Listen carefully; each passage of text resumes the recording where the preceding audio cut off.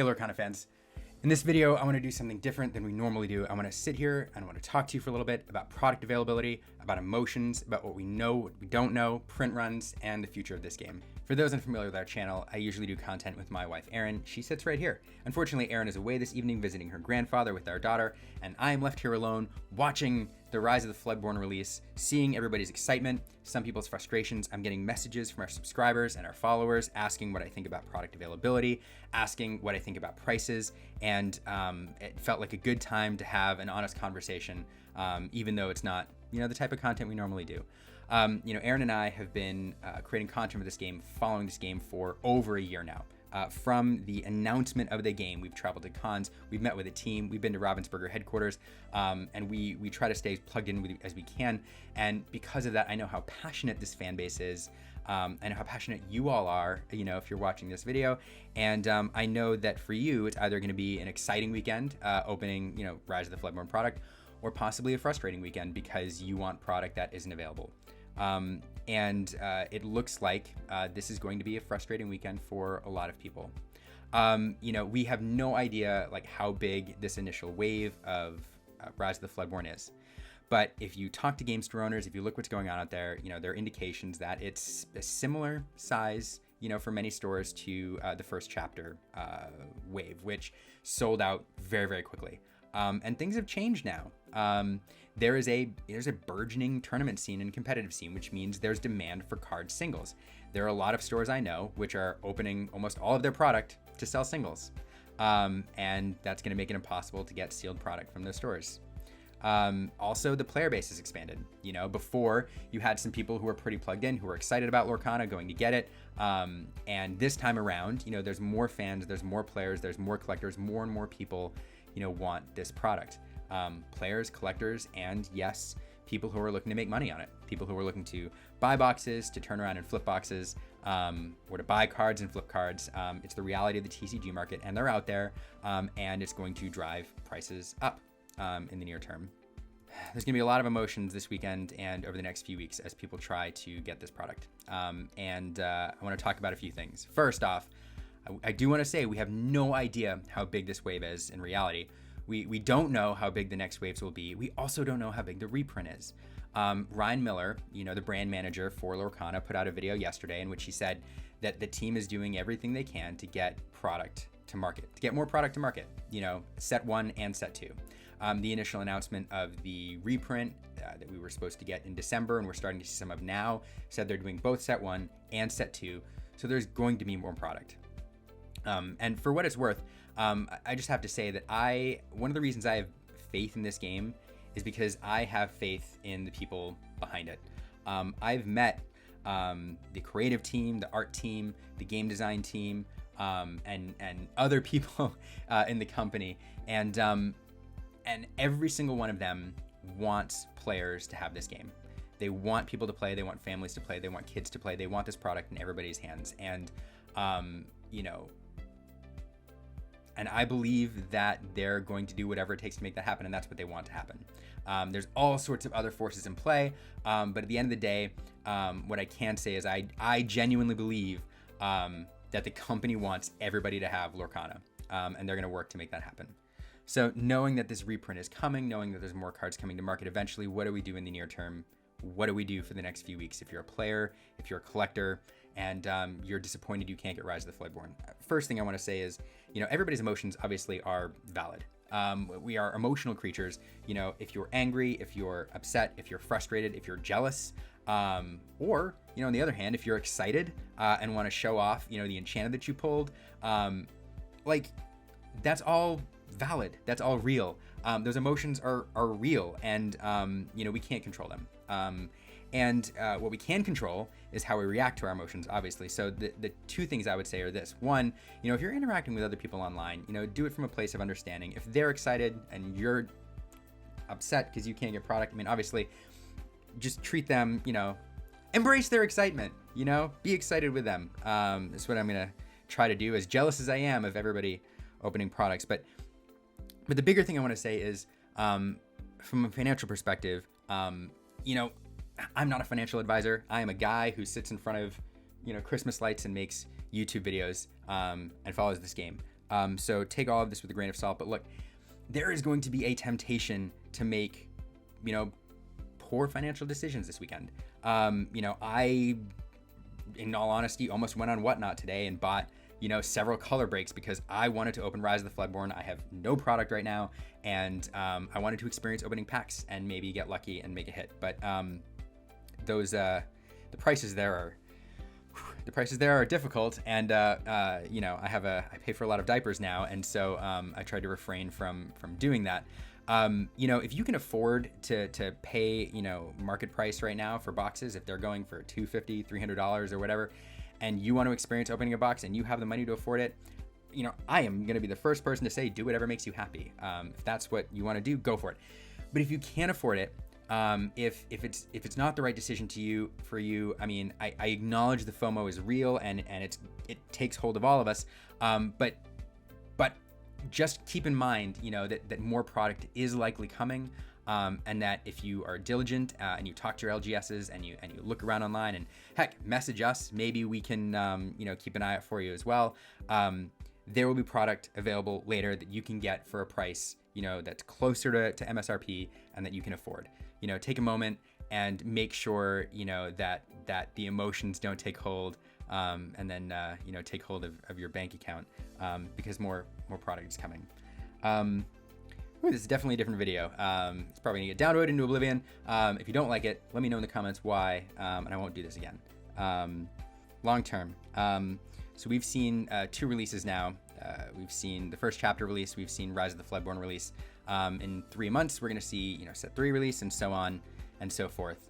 And for those who've been around since the first chapter came out, I know a lot of people are wondering, is this the norm?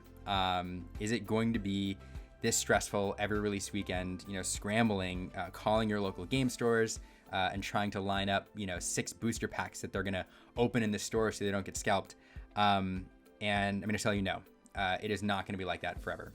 It might take some time, but I know in my heart of hearts that the company wants everybody to be able to access this product, players, collectors, at a reasonable price. They're looking at the market data, they're looking at print runs, and they're going to do what they can to get this on store shelves so people can go into Target, look on the store shelf and be like, that's a Disney character, and, buy their very first pack of Lorcana cards.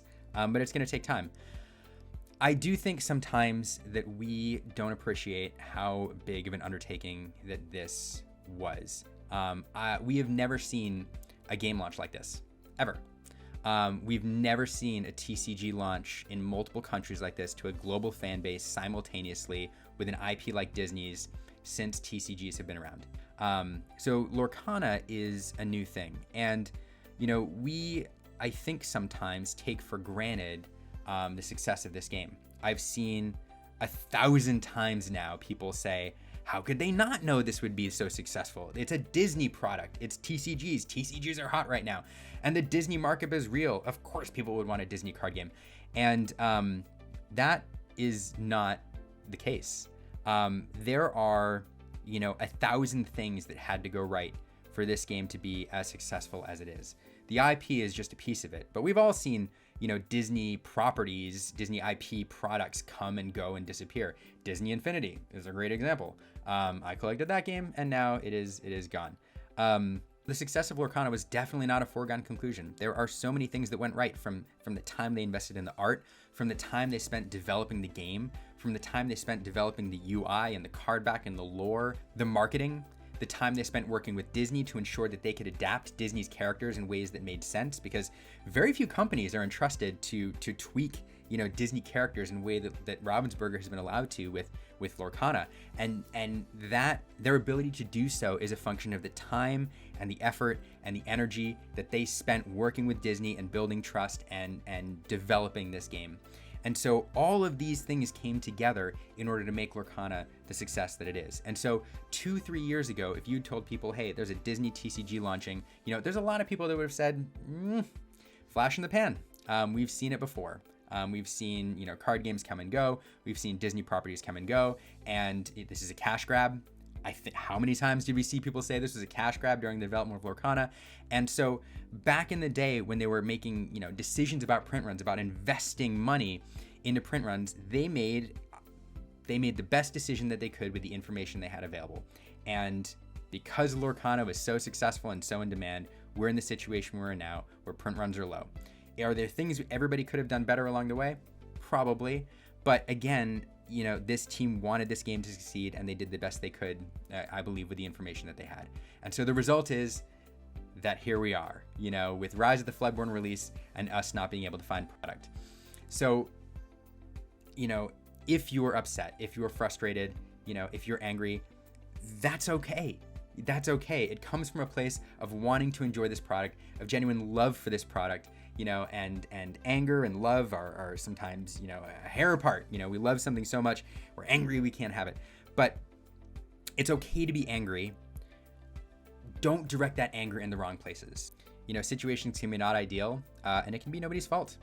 In this instance, there's a lot of people who tried to do the right thing, and sometimes things don't work out. As far as, Lorcana long term, look, I said it before, I think the company is going to recalibrate, and I think the company is going to get an idea for print runs. And as they expand this game globally and they get a better feel for what it means to distribute this product, a year from now, year and a half from now, everybody's going to be able to get product on launch, I think. I think print runs are going to be better understood.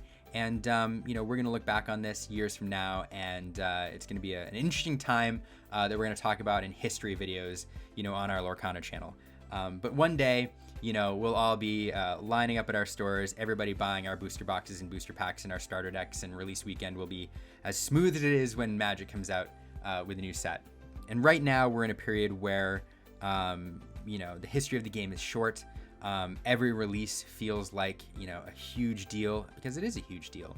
And because of that, we are emotional day to day, and the FOMO is real. So I would offer, just remember that this is a blip. If you love this game, if you truly love this game and you want to play it, just remember that, in time, everybody will be able to have access to this, and just do what makes sense for you financially, and enjoy the game as best you can, given the constraints that we're in right now. And just know, I think that the company wants to do the right thing. I want to close by talking about history and another TCG and why we've seen this before. And if you're not a TCG nerd, or you're not interested in precursors to this game, then you may find this boring, and you can go ahead and tune out. But for those interested, we've seen markets like this in other TCGs, quite a bit actually, and especially fairly recently in this TCG renaissance that we've had. The game in particular I'm thinking about is Flesh and Blood, and I won't go into too many details, but it was a game that came out before the pandemic. The company spent about 7 years developing this game. It came out of New Zealand, and it came out, initially because the company was an independent company. They didn't have a lot of money. They didn't know what the demand was be, and they came out with a very small print run of Welcome to Wraith, their first set, followed by set 2, Arcane Rising, and set 3, Crucible of War. And these sets were very limited because the company didn't have a lot of money to invest in this game. And unfortunately, they were very successful. Unfortunately. And they were successful for a variety of reasons. One, it was a good game. The cards were beautiful. But more importantly, I think there's a lot of people who realized how limited these print runs were, and how limited the print runs of some of the most collectible cards were. As a side note, this is also the game where people attribute cold foil is coming from, and that's why the name cold foil is a term in Lorcana. It's because Flesh and Blood originated it. And the prices for these cards went through the roof, and it was a very emotional time. Players got frustrated, players left the game, investors started buying up these cards so they could hold boxes and flip boxes and break them, and boxes prices went from $100 at release all the way to $3,000 for the first 2 sets at one point. And a funny thing happened around set 4. The print run was a lot higher than people anticipated. There was also a limited, unlimited thing that happened, and I won't talk about that. But bottom line was there were a lot more cards that came to market, right around release weekend of set 4 Monarch, than people had anticipated. And during the pre-release, everybody was upset because they couldn't get boxes and they were expensive. And then prices crashed, and it was an issue. And now, players can access the game. People can get cards. You go into your local game store and you can see them on store shelves. That would have been unheard of in sets 1, 2, and 3. and it's a player's game, and people can get the cards. They're still collectible cards, they're still chase cards, but people can access it. Now, I'm not saying that we're going to go through that roller coaster of emotions here. But what I am saying is that Flesh and Blood is an international game started by an independent company who is passionate about this game. And over time, when prices started to spike, the company figured it out. There was some emotion, they made some corrections, and now, everybody can get the game, and they course corrected. And if that company, Legend Story Studios, can do that with Flesh and Blood, then I have every confidence that Ravensburger is going to figure it out and get it right with Lorcana so that we can all access the cards. It's just a matter of riding the roller coaster, the emotional roller coaster, until we get there. But at the end of the day, here's what I know. I know this is a great game that's fun to play. I know it's a well-designed game. I know it's a beautiful game with cards that people want to collect because the art is just fantastic, and every artist that I've met is just a wonderful person. I also know that the team behind the game is wonderful and they're committed to its success. And we see them every single day adapting and learning and engaging with the community and trying to make this game and the community the best that it can be. And when you have good people, working on a product, when you have people who care working on a product, when you have people who care in the community, when you have a good product and a beautiful product, then eventually, it's going to get to a point where it's successful. And I define success as not only is it popular, not only is it fun, not only is it wholesome and that it brings people together, but also that everybody can get it. And that last part is the one thing we're missing right now, is that everybody can get it. And eventually it's going to get there, even if it's not this weekend. Just remember, emotions fade and time passes quickly, and you'll have product eventually.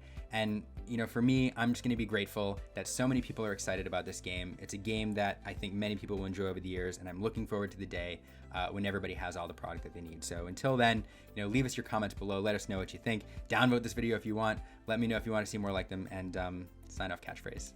Have a great weekend.